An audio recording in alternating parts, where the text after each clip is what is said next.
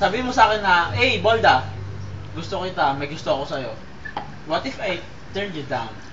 What if I say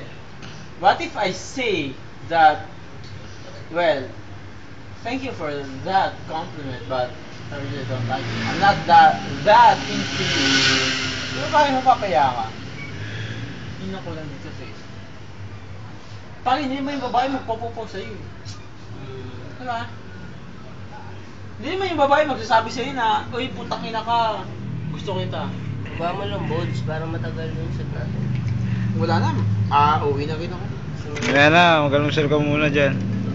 Di ba pare? Libre mo yung kape, Bin. Di ba pare? Chong! Putang ina. Pare, yung sinasabi ko pare. Kay Melvin. Hindi po kayo nagpapaihaw ka ng putang ina barbecue, tenga, beta.